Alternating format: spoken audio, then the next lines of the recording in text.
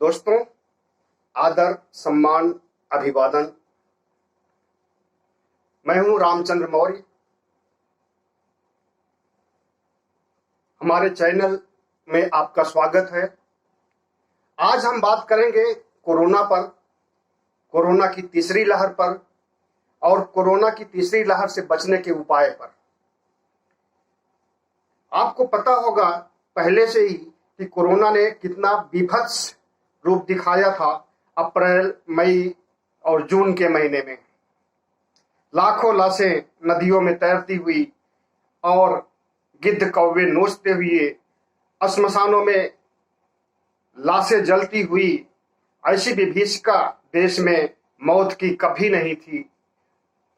पिछले 100 सालों में या 100 सालों से ऊपर भी हमें तो इतिहास में कहीं पढ़ने में नहीं आया है कि लाखों मौतें एक साथ, और वो भी नदियों में तैरती हुई, गिद्ध कौवे नोचते हुए। श्मशान में जगह की कमी तो बागों में, पार्कों में लाशों को जलाने का मंजर कभी नहीं भूलेगा। दोस्तों, क्या कोरोना का कहर खत्म हो गया है? स्कूल कॉलेज खुल रहे हैं, बच्चों के स्कूल कई खुल चुके हैं, कई खुलने वाले हैं। आए दिन सरकार घोषणा कर रही है कि आज पब खोल रहे हैं, आज से रेस्टोरेंट खुल रहे हैं, मार्केट खुल रही है। ऐसे में यद्यपि दूसरी लहर की अभी पूर्णाहुति रही हुई है, दूसरी लहर अभी गई नहीं है, अभी भी दूसरी लहर का दंश झेलना पड़ रहा है। आज का ही आंकड़ा देखिए, 33,263 नए केस आज के। इतना कम नहीं होता। अगर कोरोना से संबंधित अच्छी तरह से जांच हर जगहों पर किया जाए तो निश्चित ही भयावह स्थिति अभी भी इस समय हो सकती है। और महाराष्ट्र, केरल की क्या स्थिति है वो भी आप अच्छी तरह से जान रहे हैं। महाराष्ट्र में तो डेल्टा प्लस वेरिएंट का विभत्स रूप सामने आ चुका है। महाराष्ट्र ही नहीं, महाराष्ट्र से लेकर के मध्य प्रदेश और भी दूसरे राज्यों में, केरला में डेल्टा प्लस वेरिएंट भी कोरोना का दूसरा रूप है।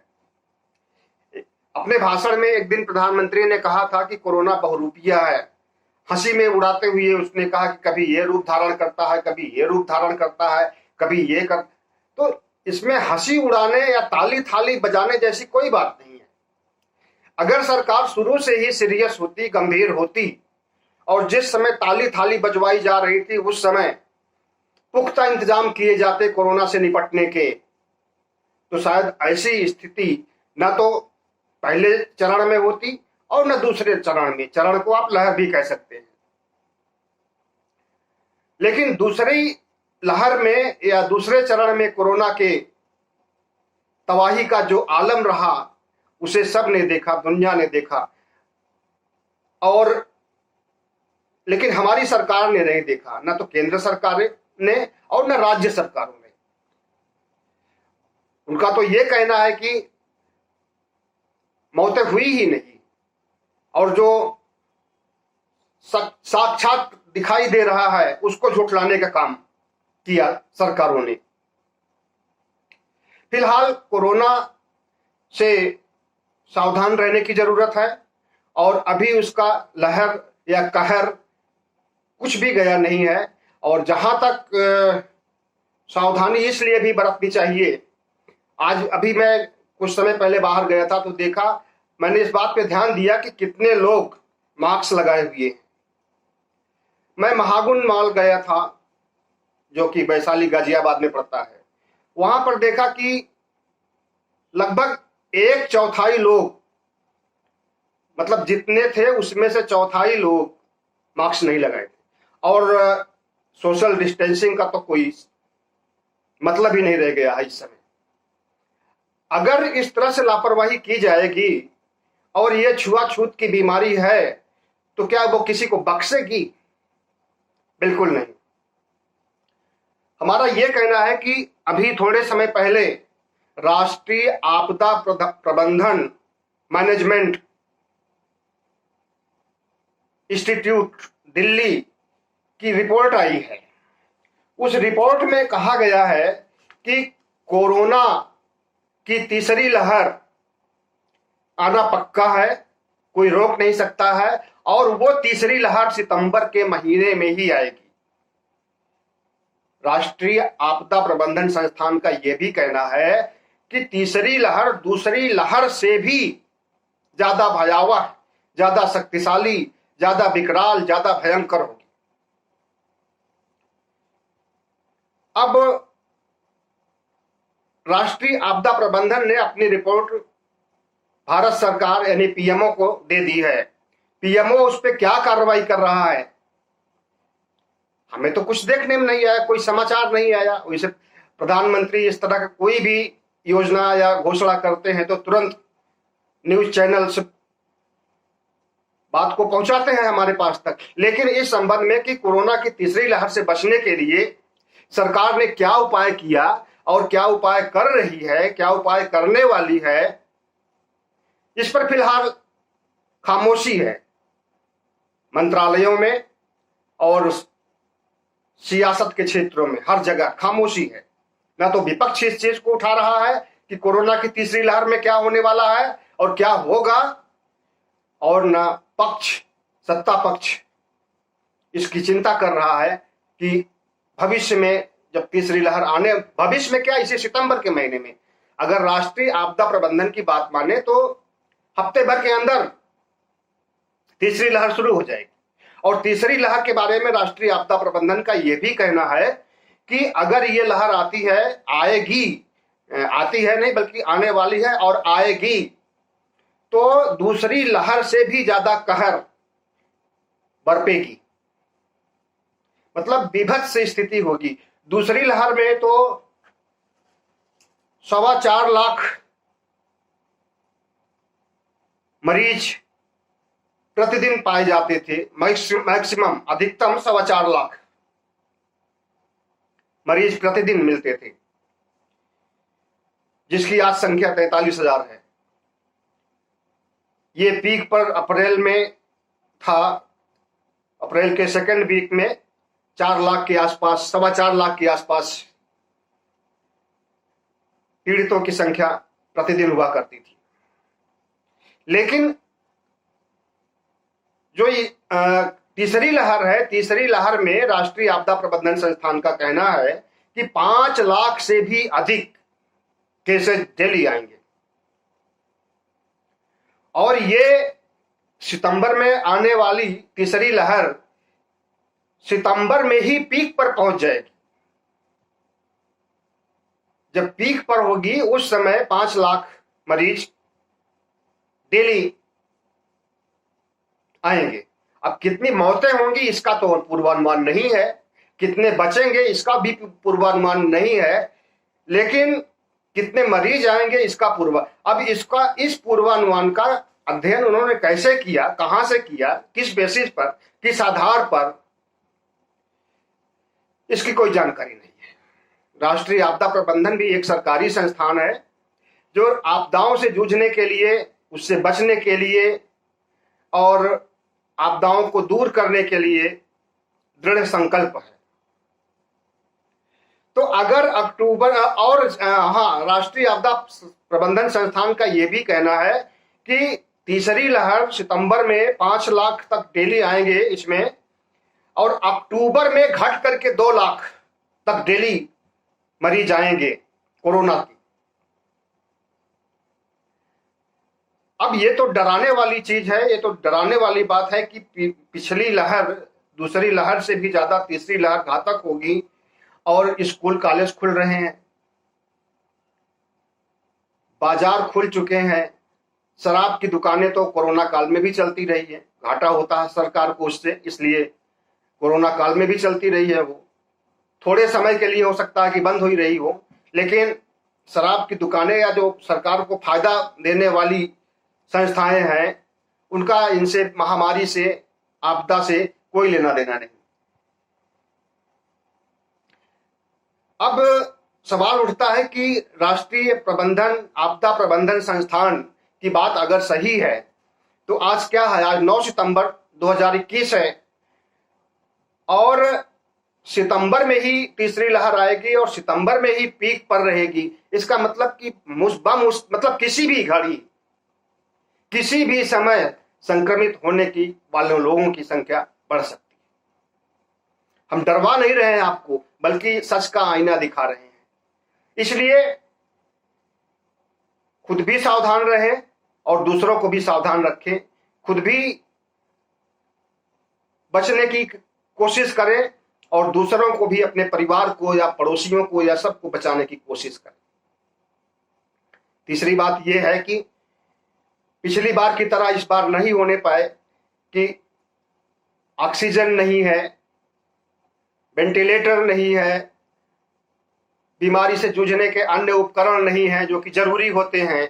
इसका रोना नहीं रोया जाना चाहिए सरकारों द्वारा, राज्य सरकारों द्वारा या केंद्र सरकार द्वारा, क्योंकि दूसरी लहर और तीसरी लहर के बीच में समय मिल गया है कि आप इसका प्रबंधन कर सकते हैं। आग लगने पर कुआं खोदने वाली कहावत को चरितार्थ नहीं करना है फिलहाल इस बार तीसरी लहर में। इसलिए सरकार को अगर वो सीरियस है तो तुरंत जो है कार्रवाई करनी चाहिए। और सारे चुनाव की तैयारी में अभी देखिए हर राज्यों के लिए जो है प्रभारी गठित किए गए भाजपा, मतलब कि चुनाव पर जितना ध्यान सरकार का है उतना ध्यान या उसका आधा भी ध्यान कोरोना से की महामारी की भयावहता पर नहीं है, कोरोना से निपटने के फार्मूलों पर नहीं है, कोरोना के उन्मूलन के बारे में गंभीरता नहीं है। हाँ, चुनाव है तो चुनाव से सरकार बनती है और सरकार बनने से अपने लोगों को नियोजित करने और कमाने का अवसर मिलता है। तो इसलिए चुनाव जरूरी है, कोरोना जरूरी नहीं है। ये सरकार की प्राथमिकता है। आज हम एक बात कहना चाहेंगे कि मई के महीने में सुप्रीम कोर्ट ने एक केंद्र सरकार को आदेश दिया था कि जितने भी मई के महीने में नहीं, जून के महीने में जितने भी, करीब ये 18 या 20 जून की बात है, जितने भी मौतें हुई हैं सबको मुआवजा दिया जाए। मुआवजा की राशि क्या होगी, सहायता राशि की कोई घोषणा नहीं की गई थी और ना सुप्रीम कोर्ट ने निर्धारित किया कि हाँ इतना एक मरीज के घर वालों को पैसे दिए जाएं। ये आंकड़े के लिए कोर्ट ने सरकार के ऊपर निर्भर हो गई थी कि सरकार इसको निश्चित करेगी। लेकिन करीब 2 महीने बीत गए, अभी तक किसी भी कोरोना पीड़ित या कोरोना मृतक परिवारों को एक पैसे की भी सहायता नहीं मिली। अब तो ये शक हो रहा है कि मिलेगी भी या नहीं मिलेगी, और तीसरी लहर का दंश घेरे हुए है पहले से। सरकार को ये, अभी उनकी पीड़ा क्या होगी जिनकी मौतें हुई हैं, जिनके परिवार की, जिनके परिजन की मौतें हुई हैं, जिनके कमाने वाले रहे हैं और उनकी मौत हो गई है, जो परिवार में कमाने वाले रहे हैं उनकी मौत हो गई, तो उनका परिवार कैसे चलता होगा, बच्चे कैसे पढ़ते होंगे, बच्चे कैसे खाते होंगे, इसकी तरफ सरकार को ध्यान देने के लिए मौका ही नहीं है। और अगर मौका ही है तो उनके पास इतना पैसा नहीं है कि वो कोरोना से पीड़ित मृतकों के परिवार की सहायता कर सके। इस दर्द को तो वही समझ सकता है, कोरोना पीड़ितों से या कोरोना मृतकों के परिजनों को कितना दर्द होता है जिनके यहाँ ये मौतें हुई हैं। और अधिकांश परिवार ऐसे हैं जहां पर मौतें हुई हैं, उन्हीं में से एक मैं भी हूं। मैं समझता हूं कि अपने परिवार की एक इकलौती बेटी को खोने का दर्द कितना होता है। अभी भी मैं उस दर्द से मुक्त नहीं हो पाया हूं। फिलहाल अपने को संभाले हुए हूं और धैर्य पूर्वक काम कर रहा हूं, लेकिन 24 घंटे उसका चित्र हमारे दिमाग में चलता रहता है। उसके बिताए हुए दिन, उसके साथ बिताए हुए पल, उसकी पढ़ाई लिखाई, बचपना से लेकर के बड़े होने तक की पूरी घटनाएं दिमाग में गूंजती रहती हैं और लगता है कि जैसे कि वो कहीं से आ रही है, पापा क्या कर रहे हो, क्या सोच रहे हो, ऐसा कुछ बोलने वाली है। अब इसको एक मेंटल बीमारी भी कह सकते हैं, मानसिक बीमारी भी कह सकते हैं, लेकिन अगर मेंटल बीमारी या मानसिक बीमारी ये है तो जरूर मैं उसका शिकार हूं। और इसी तरह से बीमारी का शिकार उन परिवार के लोगों को भी, मतलब उन परिवारों में के लोग भी हो चुके हैं जिनके यहाँ कोरोना से मौतें हुई, जिनके भाई मर गए हैं जो कमाने वाले थे, जिनके बाप मर गए हैं, जिनके दूसरे परिजन मर गए हैं, या घर के कोई भी सदस्य मर गया है, उनकी क्या हालत होगी, उनकी क्या स्थिति होगी, इसके बारे में सरकार को सोचने की जरूरत नहीं है। अगर केंद्र सरकार इन चीजों पर सोचती तो अब तक सहायता राशि पहुंच गई होती। मान लीजिए आज नहीं, कल नहीं, 1 महीने बाद, 2 महीने बाद सहायता राशि दी जाती है, उसका क्या मतलब? चुनाव नजदीक आएगा तब दी जाती है। 5 राज्यों में चुनाव होने वाले हैं और चुनावी घोषणा होने के पहले इसकी घोषणा कर दी जाए कि हर परिवार को 50-50 हजार रुपए दिए जाएंगे। तो एक, जिस तरह से किसानों के या 80 करोड़ लोगों को बोला जाता है कि उनको राशन मुफ्त में दिया जा रहा है, इसकी भी घोषणा कर दी जाएगी। और जो जिस बैग में दिया जा रहा है उसमें प्रधानमंत्री, मुख्यमंत्री का चित्र, मतलब सहायता से ज्यादा चुनाव की चिंता, अपनी छवि निखारने की चिंता और फिर से सत्ता में आने की चिंता सरकार को है। अब सवाल उठता है कि एक तरफ राष्ट्रीय आपदा प्रबंधन कह रहा है कि किसी भी दिन, किसी भी घड़ी, किसी भी पल कोरोना आ सकता है, क्योंकि 9 सितंबर है और उसका सितंबर में आने और सितंबर में पीक पर जाने के लिए अल्टीमेटम है। तो हमें लेकिन कोई तैयारी नहीं दिख रही सरकार की तरफ से, और न कोई ऐसा समाचार है, न कोई ऐसी प्लानिंग है, न ऐसी कोई सोच है, न ऐसा कोई भाषण है या फिर कमेंट है, या फिर उनके जो टेलीविजन पर बैठ करके मुर्गे की तरह, तीतर की तरह लड़ते हैं, उनकी तरफ से, उनके जो प्रतिनिधि हैं मीडिया के, उनकी तरफ से भी कोई घोषणा नहीं हो रही। अब सवाल उठता है कि अगर देश को बचाना है, लोगों को बचाना है, तो उसके लिए कुछ करना पड़ेगा, और अगर नहीं किया जाएगा तो शायद फिर से करने का अवसर नहीं आएगा। मेदांता के चेयरमैन डॉक्टर नरेश त्रेहन का भी यही कहना है, जो राष्ट्रीय आपदा प्रबंधन संस्थान कह रहा है। इनका कहना है कि अगर बच्चों का टीकाकरण नहीं किया गया तो तीसरी लहर में बच्चों के साथ बहुत बुरा हो सकता है। आप ये नहीं समझिए कि बच्चों को ये कोरोना नहीं होगा, दूसरी लहर में नहीं हुआ था तो तीसरी लहर में भी नहीं होगा बच्चों को। अभी अभी खबर आई है थोड़े समय पहले कि बंगलौर में 499, 1-2 नहीं, 499 केसेज आए हैं जिसमें बच्चे संक्रमित पाए गए। इसमें 9 साल की उम्र तक के 88 बच्चे हैं और 400 के आसपास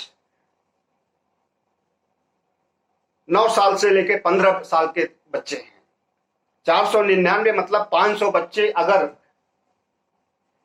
कोरोना पीड़ित एक राज्य में, एक शहर में, बंगलौर शहर में अगर हुए हैं, तो इसका मतलब अगर वो सिलसिला चलता रहा तो देश के बच्चों की क्या स्थिति होगी। इसलिए बच्चों के भविष्य को ध्यान में रख करके, बच्चों की जान बचाने की चिंता करके अगर सरकार कुछ काम करती है तो बेहतर होगा।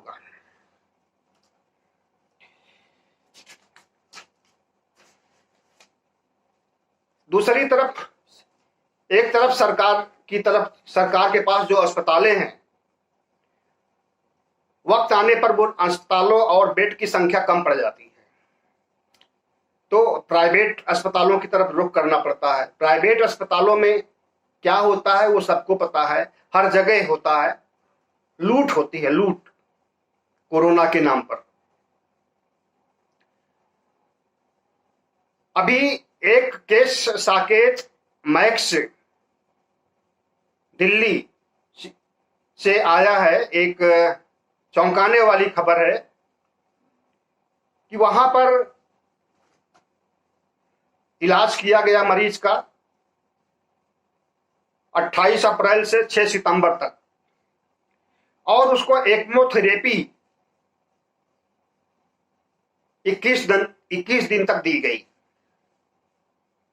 फिलहाल मरीज स्वस्थ हो गया और 6 सितंबर को डिस्चार्ज हो गया। उसको जो बिल भेजा गया 1,80,00,000 1,80,00,000 रुपए का बिल मैक्स हॉस्पिटल ने दिया।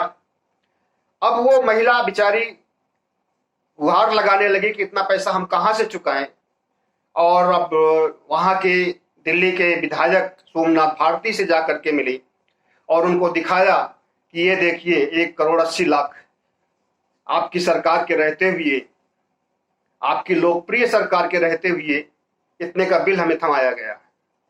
सोमनाथ भारती ने खुद संज्ञान लिया और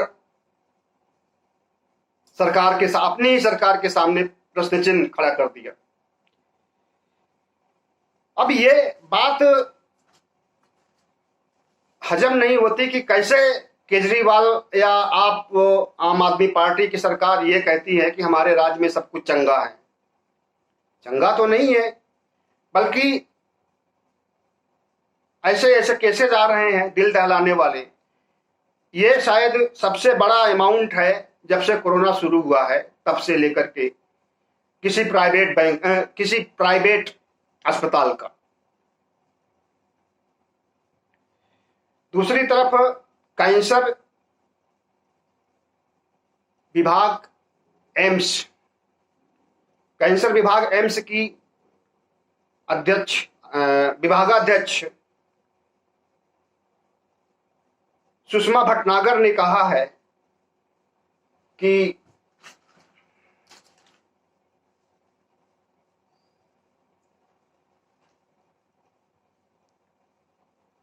अगर किसी को कोरोना हो जाता है और वो ज्यादा टाइम लगाए बिना अस्पताल आ जाता है तो 7 दिन के अंदर उसकी जान बच सकती है। अगर 7 दिन से ज्यादा बीत चुके हैं तो कोरोना का संक्रमण पूरे शरीर पर भयावह रूप से हो चुका है, फिर उसे बचाने में असमर्थता हो सकती है। लेकिन अगर 7 दिन के भीतर कोई मरीज आ जाता है तो उसकी जान को बचाया जा सकता है।